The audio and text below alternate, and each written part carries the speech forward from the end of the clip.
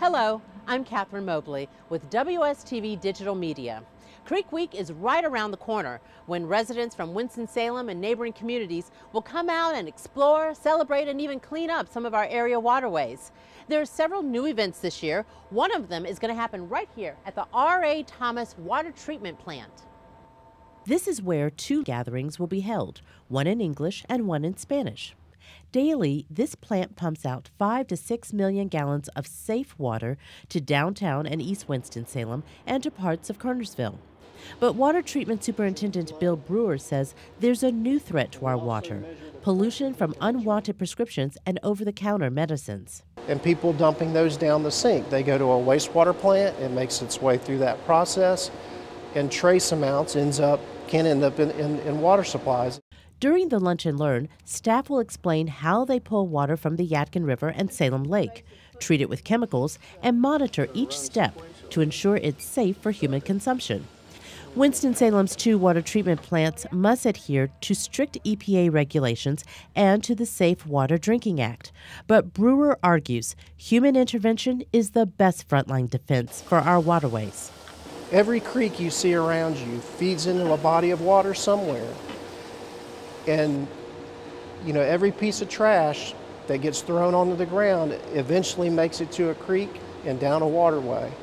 So protect that resource is what I would want folks to know.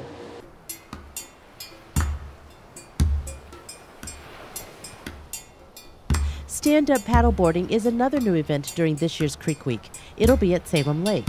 Oh my gosh, you just appreciate the water in a lot of ways.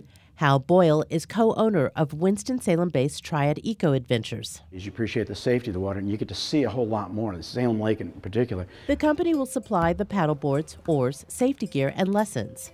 On average, boards are 10 feet tall, 30 inches wide, and about 4 to 5 inches thick, so you can either sit, kneel, or stand. Just think, you don't need a jet ski, you don't need a trailer, you don't need a boat, you don't need insurance to go out on all the water that there is in Forsyth County and throughout the Triad. Also happening new this year during Creek Week, Segway tours. They're going to be around the wooded pathways that circle Salem Lake. Now, Hal, your company is also going to head up these Segway tours. So tell us about these devices. Well, Catherine, this is a two-wheel American-made engineered marvel.